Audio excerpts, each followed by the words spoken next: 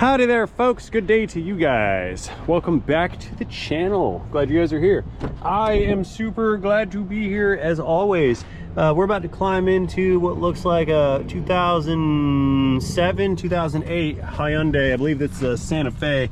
Customer states that the AC is not working or charging or something like that. I guess it's blowing hot, which makes sense because it's hot outside here in sunny Florida. We have 170,295 miles on the odometer.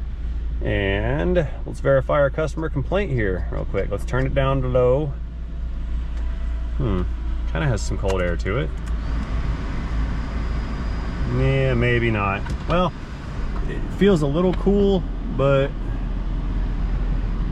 I have no feeling. So we'll use some instrumentation to tell us. Yeah, it's a little undercharged. What we're gonna do is bring this into the shop. I'm gonna throw the AC recovery machine onto this unit. We're gonna take a look at the pressures and we'll take a look at the temperatures here inside of the cabin and see what ails this particular unit. I'm hearing a whistling noise out of the dash. So first things first is, hear that? I'm gonna pull the cabin air filter out of this and see if that cabin is all super clogged up. Let's go ahead and squeeze this thing on around the corner of death. Looks like we're making it. Yep, all good in the hood. Cassie's guiding us up. Hey. Hey Cass, can you go fetch the AC machine and roll it over here for us? Thank you, sir. Yeah, I'm gonna go around to that side and we're gonna hunt down the source of that whistly noise real fast. We probably got a cabin filter all clogged with some nasty stuff. We don't like nasty clogged filters. I mean, technically a clogged filter is doing a great job because it is in fact filtering. Let's see what we have in here. We have evidence of prior fingering of the components right here. That guy's broken. That is the little door check thing that keeps this from happening right here. That appears to be broken. Normally what you do is just push that down and pop it off. Yeah, it's broken. Definitely. Let's see, these little tabs here, I think we push them, we'll just bend it in a little bit, squeeze that past. And there's that squeaky noise again.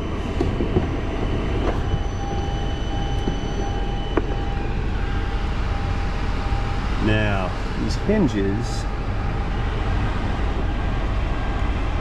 I don't really feel like taking the hinges out of it, but right there is our cabin filter slot. All right, so my helpy helper's up there hooking up the AC machine for us. That'll save us some valuable time later on. Let's get, okay. Oh man, that might be why we're whistling. The cabin filter's not secured. It's not good.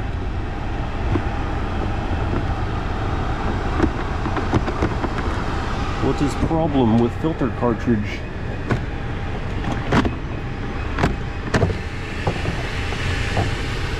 Okay, well, we've got a new filter in there.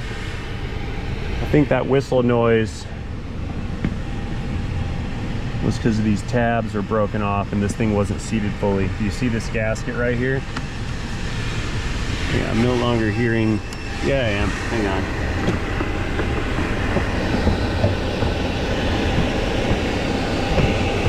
Oh man. Well, there's our fan running right there. Let's turn it off real quick, see if there's anything inside of the fan. Power that down. I'm gonna put you guys in there. Let me know if you see any junk in the fan. Anything in there?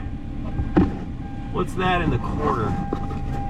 That right there, what is that? Oh, that's just the top of the fan cage. All right, the fan looks relatively clean.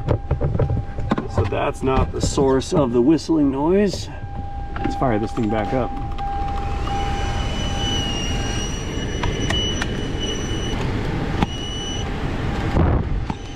Okay, that vent was closed.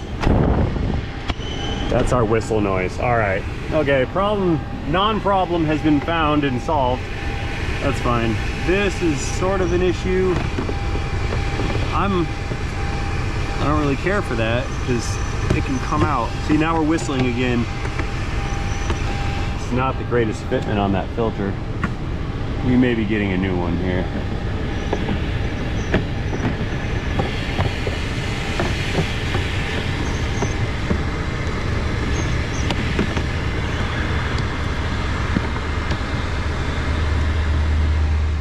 Yeah, that doesn't secure very well at all, does it?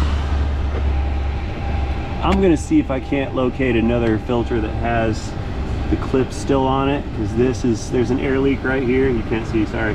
There's an air leak right here, and the fitment's pretty horrible. Now I'm gonna try to replace that thing. Maybe I can get a new door check thing for this as well.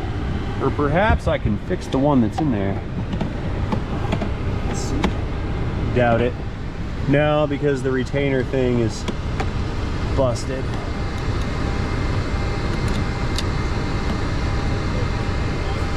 Oh, never mind, I did fix it.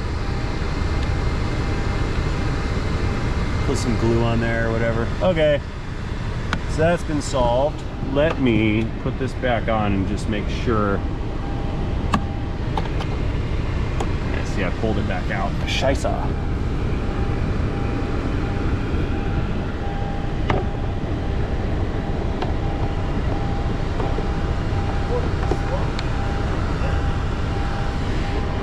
Flex this inwards.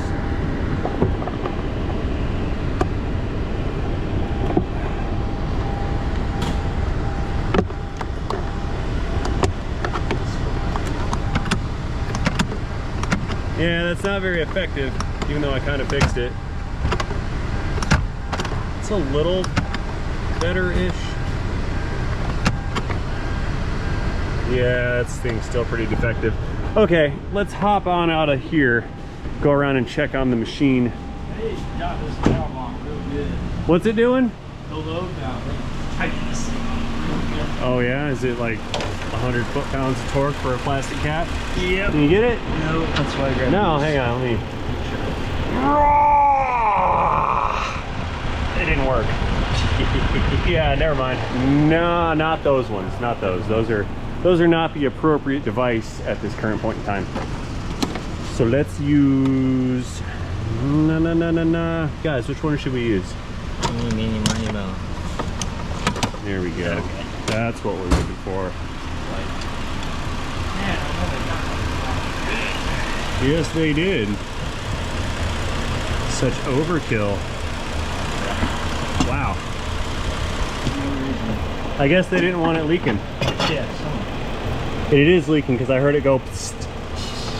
You hear that? yeah. Those always leak a little bit. Hang on, wait, let me take a look. Yeah, I see some oil in there. See that green? That thing's been leaking oil. Yeah, we need to change service valves. But I want to hook it up and get a reading on pressures.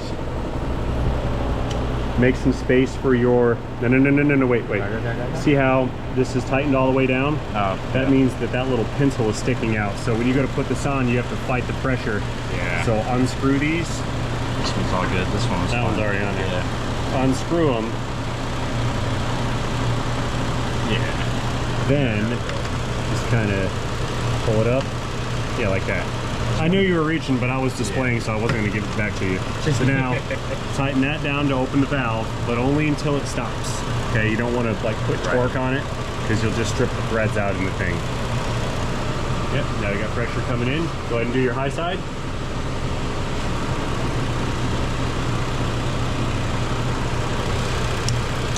That's right. Yep, unscrew it. There you go. I will plug this into an electron source while you're doing that. It's already plugged in. Is it? Oh goody. Then I will turn the switch on while you're doing that. There. 40 PSI on our low side. That's not really the greatest. I want to see it down here. High side. That's about right. Okay. So they said it's not taking a charge. No, it seems pretty cool. Let me find a thermometer to plug into the dash, and then we'll see what temps inside the vehicle are. These look pretty okay. That's a little high, but I don't have an issue with this. All right, coming on in here, let's put this guy in the center vent. You stay right there. Ding, ding, ding. No, stay there. We want to see what that temperature comes down to. Right now we're falling just past 75. Let's make sure this is turned all the way down and this is all the way down. We seem to be stabilizing here at about 65, 70 degrees or so, something like that.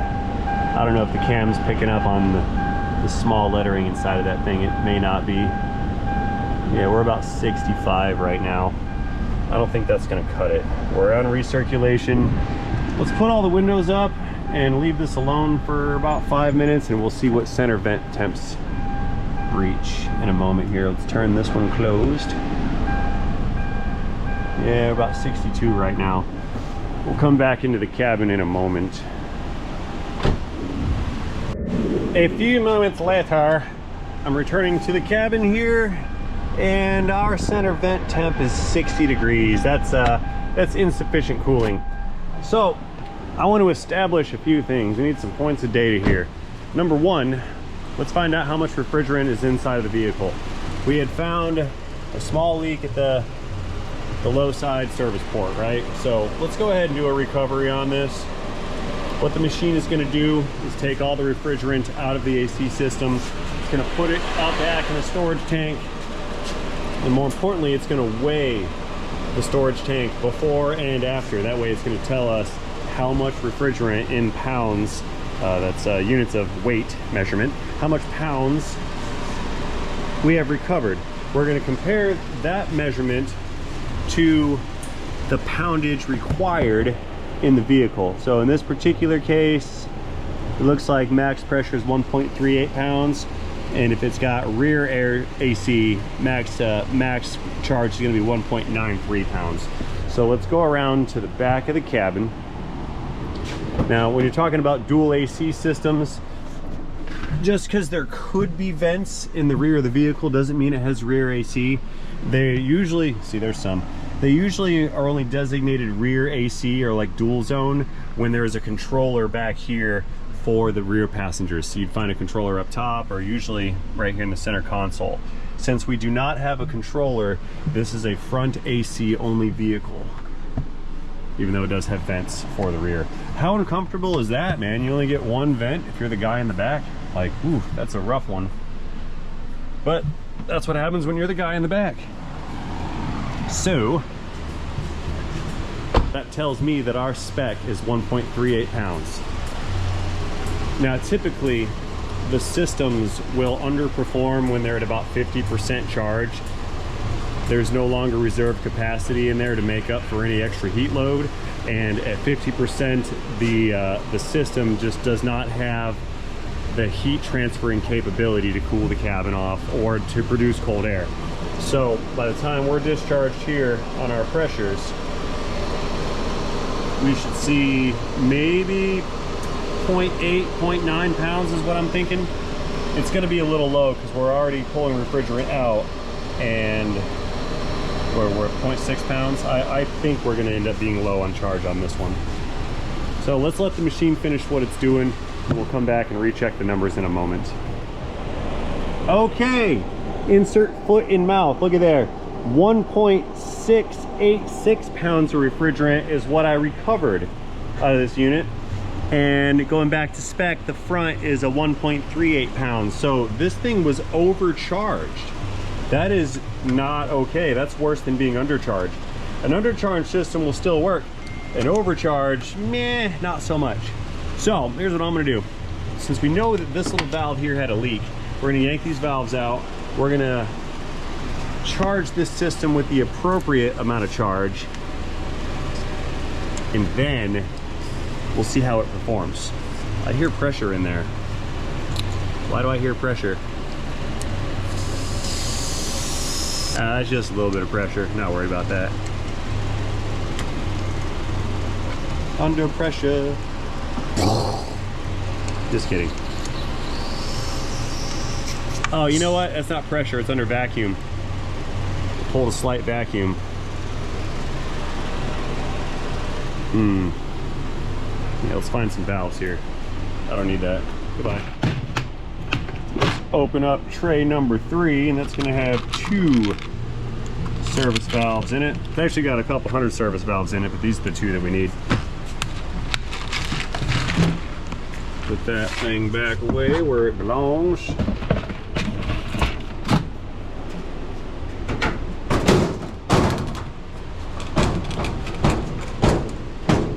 Hey, get in there. Okay, so we're going to change these 2 service valves.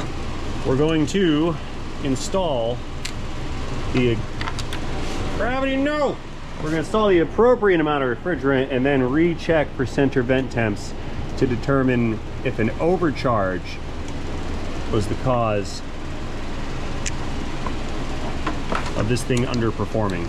It may have an issue like the thermal expansion valve back there is sticking or is not opening up at the appropriate proportions, and that TXV is causing, that one's lost forever. The TXV would be causing the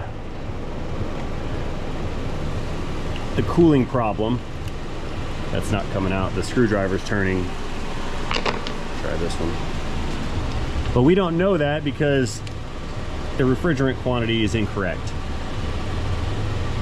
This is why I do not recommend, and I frown upon the use of those cans you can buy in the store, because those cans do not allow you to monitor your appropriate amount of refrigerant. So when you throw those in there, you don't know how much refrigerant you really need, and you don't know how much you're putting in. So in this case, I would speculate that they charged this system somehow, some way with some of those cans from the store off the shelf, and it went into an overcharged condition.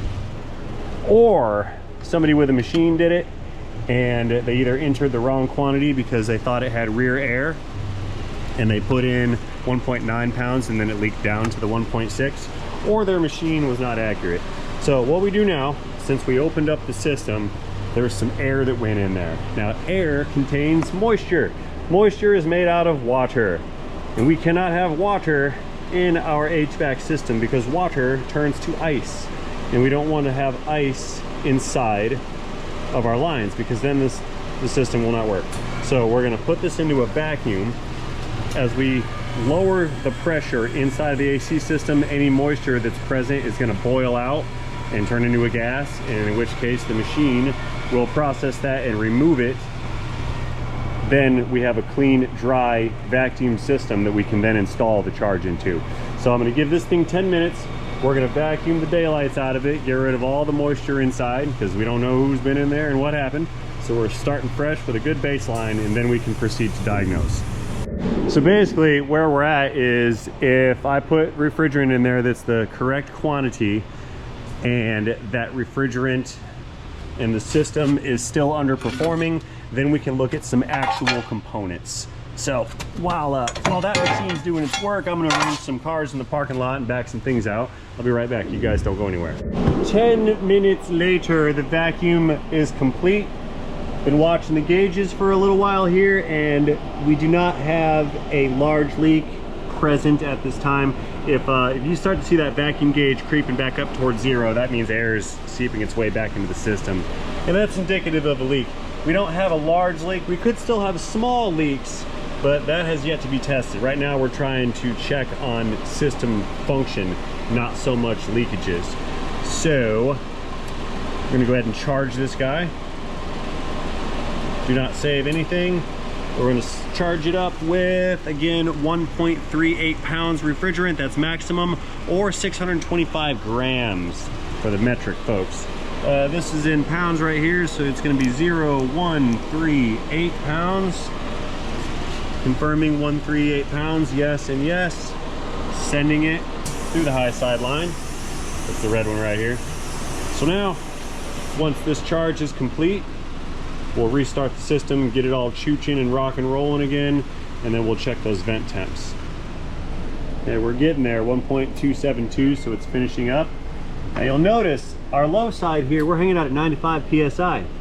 Our high side here is pretty close, 105-ish. That is because the system is equalized right now. The compressor is not running, so refrigerant is not being moved through the system. And since refrigerant's not being moved through the system, it's not meeting the expansion valve, which is basically a controlled restriction. So you've got all this refrigerant being pumped in, and it runs into a blockade right there at that valve. So what the valve does is we go from a high pressure to a low pressure, and that change of state requires an energy transfer. That energy transfer is what removes the heat, because energy is heat. So when we go from that higher pressure compressed gas into the lower pressure, we're losing a bunch of heat energy, and that allows the refrigerant that makes its way through to collect that heat energy from the evaporator core in the dash, and that's why when it returns air to you, the air feels cold. We don't make cold with the system. We remove heat from the system and dump it out somewhere else, in which case we're dumping it out in the condenser up here in the front, so the fans can pull air over the condenser and then again remove heat from the condenser, and that allows the circle of life of a refrigerant to continue on and on. We should be just about done. I'm gonna rush the machine a little bit and go ahead and start the system up. It's trying to charge the last wee little bit here, so let's help it out by circulating some refrigerant through this car. Starting the engine.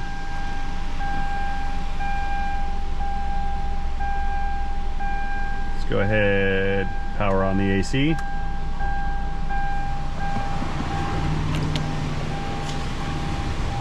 Do we have fan? Not yet. Here. Okay, now we have fan.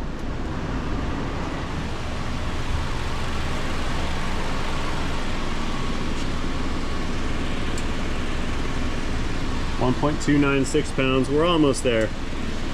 We'll give it a second. I'm gonna let this thing finish topping off. We'll let this thing start cooling down, and then we'll check back in about 2 minutes.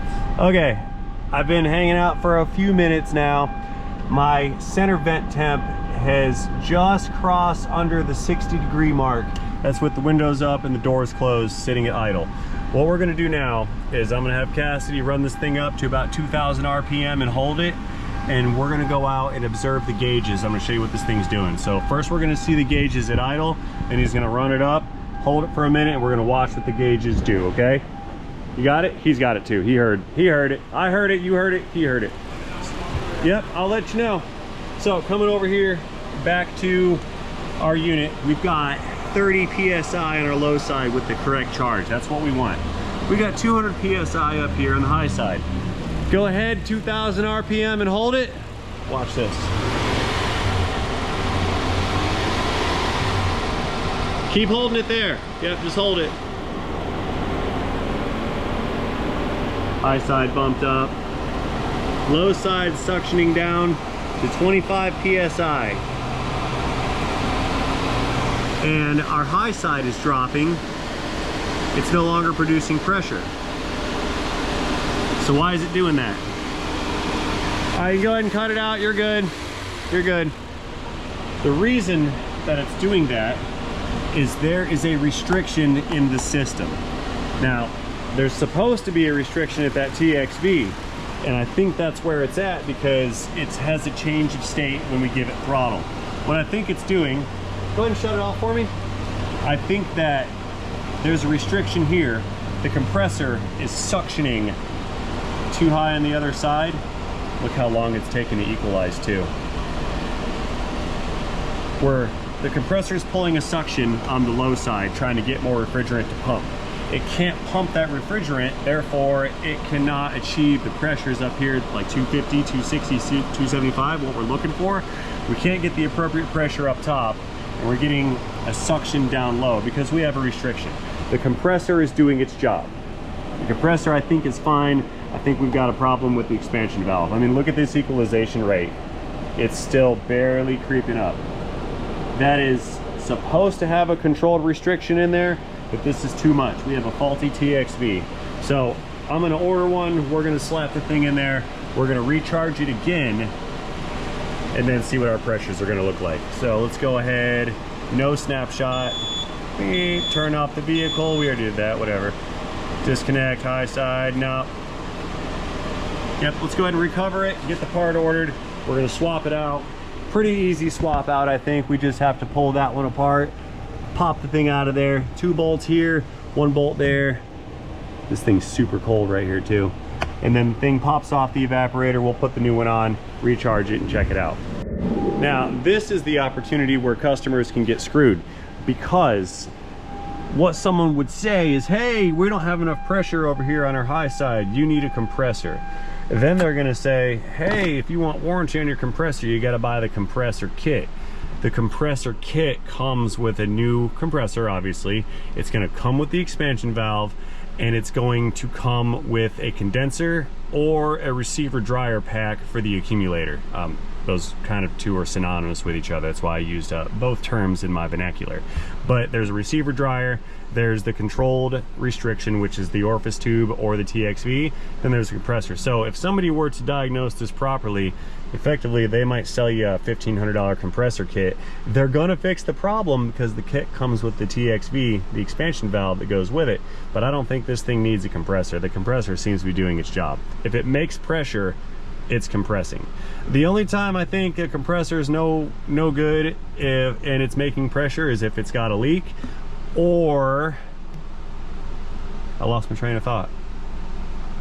Oh, or if it's got reed valves inside of it and then the high side's just bouncing around up and down, up and down, up and down. That's what I was trying to remember. But other than those instances, there's really no need to change a compressor that's making pressure. So don't fall for the compressor kit scam. You might just need an expansion valve. And we're gonna prove that here in a second when the new one arrives. Alrighty there, folks. So it is the next day. It's the next day because I ordered one of these valves and the ones I got yesterday was the wrong one. I am remarkably tired today. Beard's messed up. I'm remarkably tired today. I spent 14 hours yesterday speaking. 12 of that was on the phone with everybody under the sun. And then the other like 2 hours of that, well, I was recording videos. So I'm shot out. Like that's an expression, but I'm tired, man. I've got no more left. I'm drained. I'm not overwhelmed. We're gonna call it whelmed, but my brain is cooked from overthinking and working and juggling and spinning multiple plates at the same time. You guys have no idea. So if I have a change of tone today, or my linguistic arts are a little bit lackluster, je regrette en français. I apologize. I just don't have any more neurons left in there that are firing properly to maintain the same persona. So that being said, we're going to be moving on. I've got a new little valve right here. So as I was discussing this earlier, like yesterday, there is it's a thermostatic valve, a TXV. TXV standing for thermal expansion valve.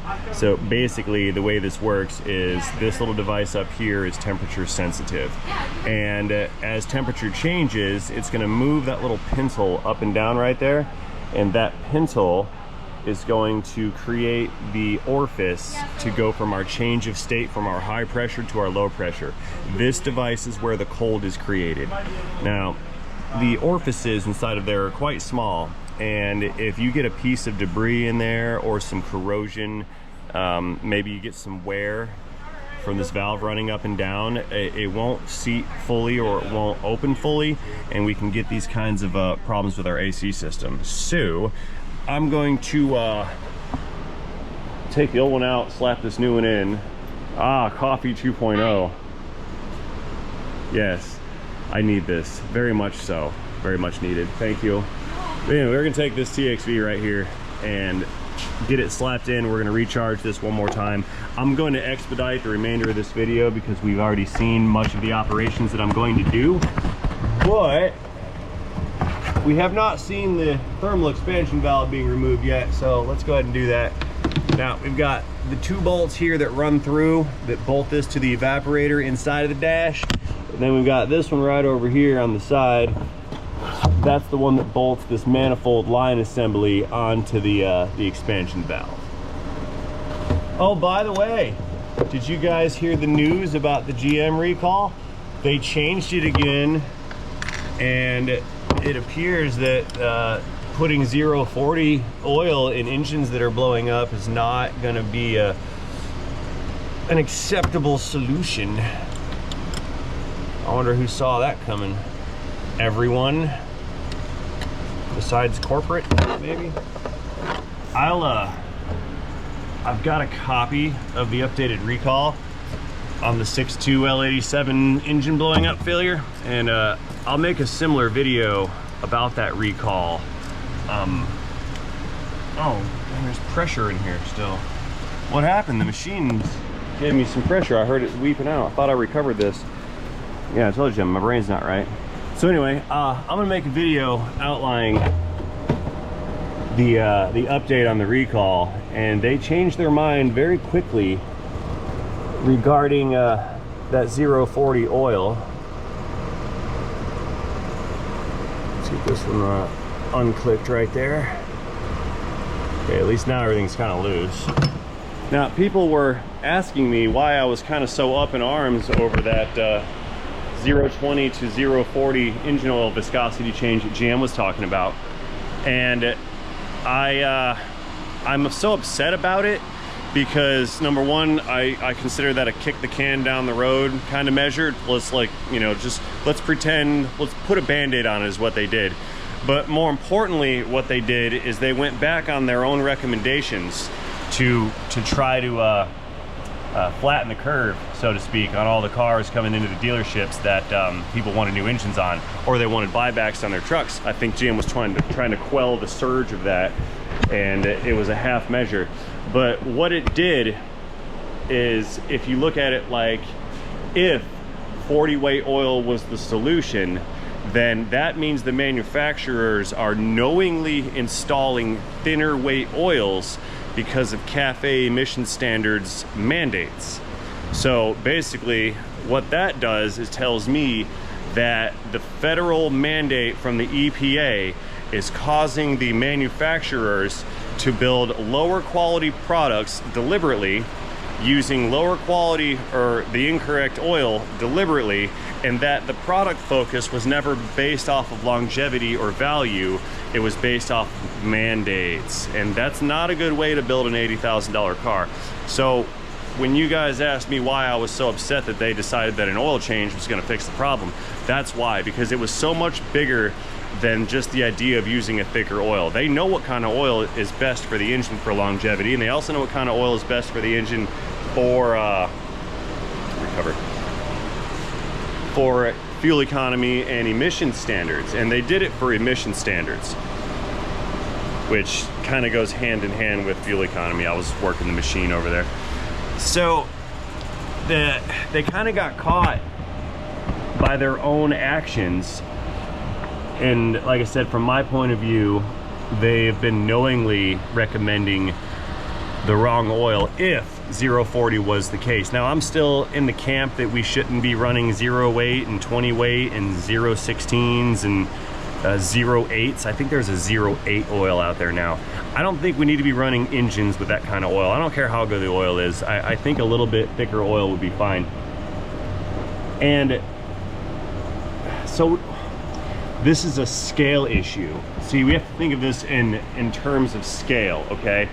So if you have one person with one vehicle and you change to a thinner oil, that one singular person is not going to notice any difference in fuel economy. I mean, it's going to be so minuscule, they'll never be able to notice it. But if you take that minuscule amount and you extrapolate that to 500,000 vehicles, it can turn into, theoretically and hypothetically, it can turn into some kind of a result. But where's the cost to be borne? And the cost, in my opinion, is at the consumer level, not at the environmental level. I don't think that the impact environmentally from using thinner oils justifies the price that we're paying. Furthermore, it's more environmentally harmful to continue to produce new product than to use the product that has been produced for its longest potential lifespan.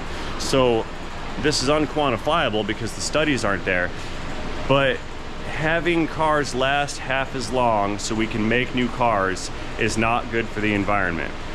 building engines that last half as long under the guise of good for the environment is counterproductive and counterintuitive, and it's just wrong. But we don't have any way on a large scale level to be able to make those calculations. This is all hypothetical here.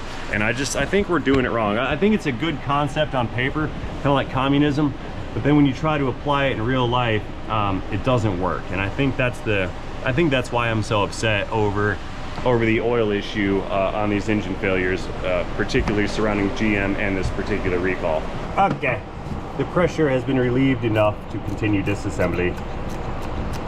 I must have forgotten to recover all of this refrigerant last night when I finished up. In fact, I remember not doing it. I thought I did this morning, but I guess I thought wrong, didn't I?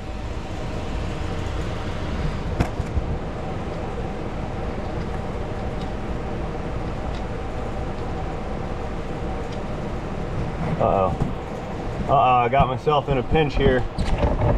My super powered flanges need assistance.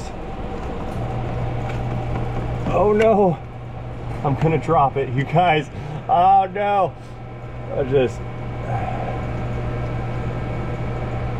haha. Yeah, I know a magnet would have worked, but I don't have one at this moment, so whatever. There we go. That was not refrigerant, by the way. Oh, that was not refrigerant. That was vacuum from the thing there. So now all we must do here is pull these guys off, and then the valve pops off of the evaporator core. Then we get to take a look inside of that valve and see if there's any obvious defects here.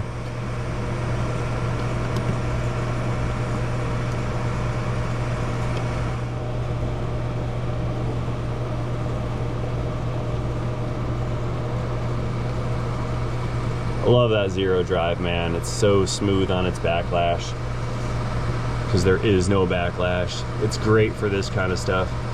Absolutely fantastic.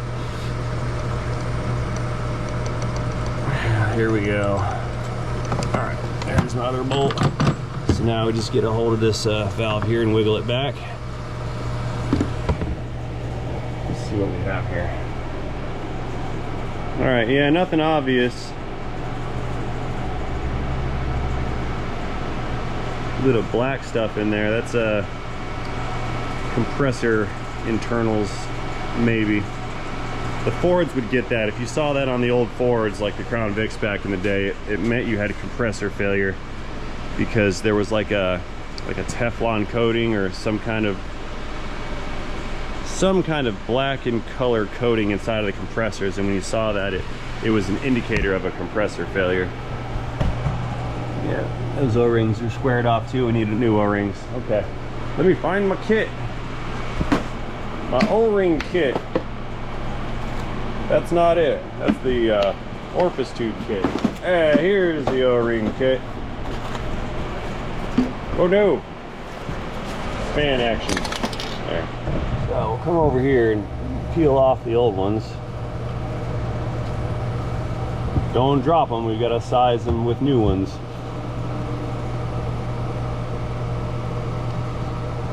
Go. Tough reaching.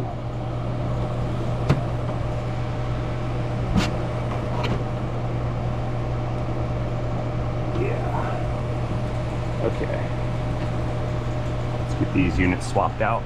Okay, I've got new ones matched up here. These three are coming with me, as well as this little guy right here. Let's get them stuck together and we'll put the valve in. All right, one expansion valve with multiple new O-rings.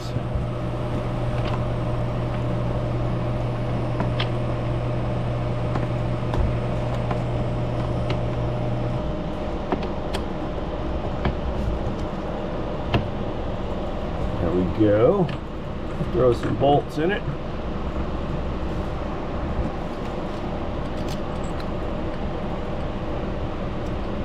I'm going to go ahead and turn the vacuum on right now. on the machine.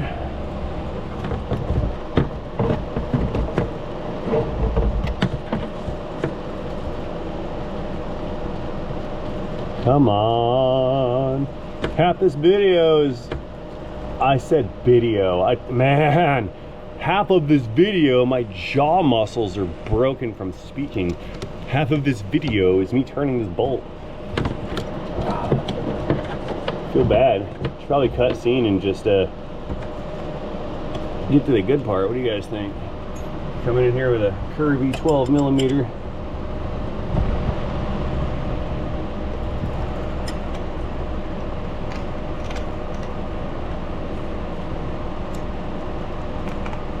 Yeah, there we go.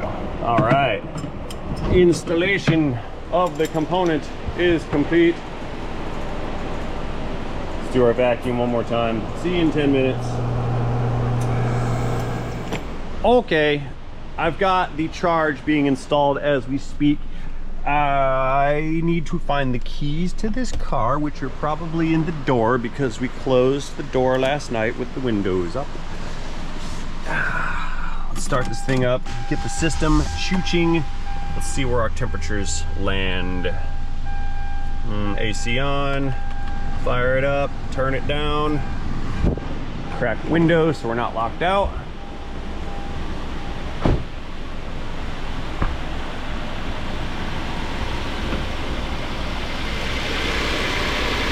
Compressor is compressing. Very good. There we go. Pressure's coming up on our high side. That means the compressor's getting a hold of the refrigerant now.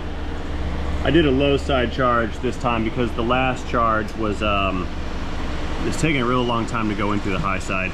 Probably because that TXV was stuck shut.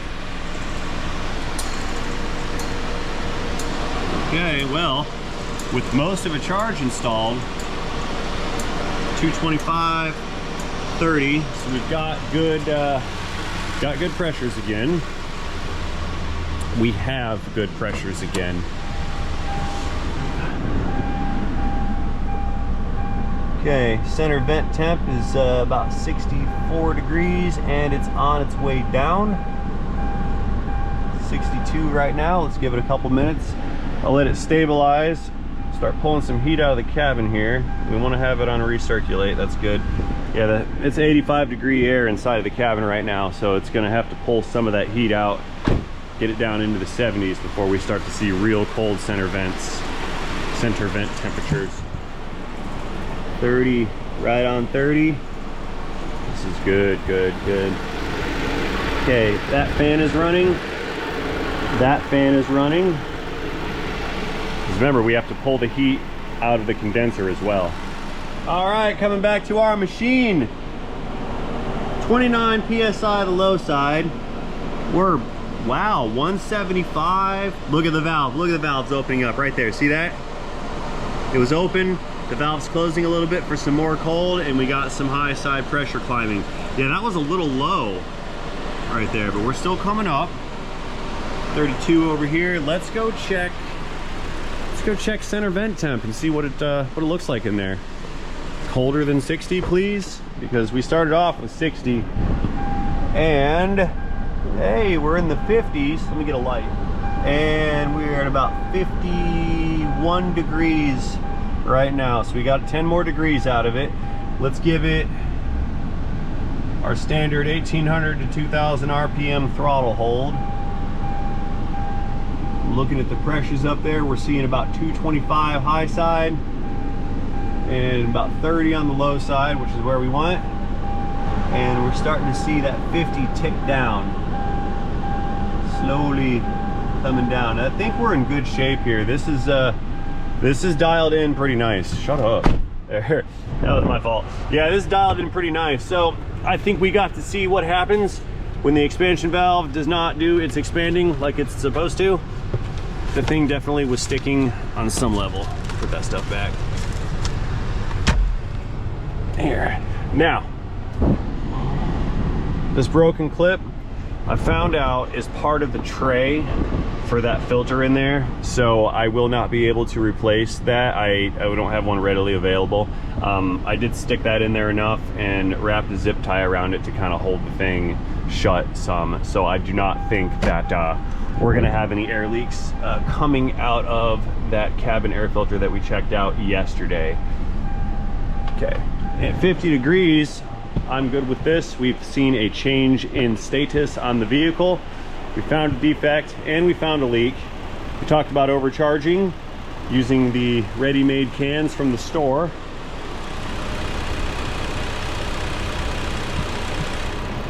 And we saw how to properly diagnose a couple things here. So that being said, I do believe I have nothing more to offer you on this particular video. I'm gonna go ahead and close it out. We're just gonna go ahead and detach everything, put the caps back on, and we're calling it a day today, because yesterday was like 3 days packed into one day, and I'm done. So that being said, you guys, as always, one more time, I'd like to thank you for watching this video. Let me know what you think about this in the comment section down below, and most importantly, before you go, do not forget to engage that like and subscribe button, and have yourselves a fantastic day. See you guys later in a video. End of summertime AC repair, end of Hyundai, end of transmission.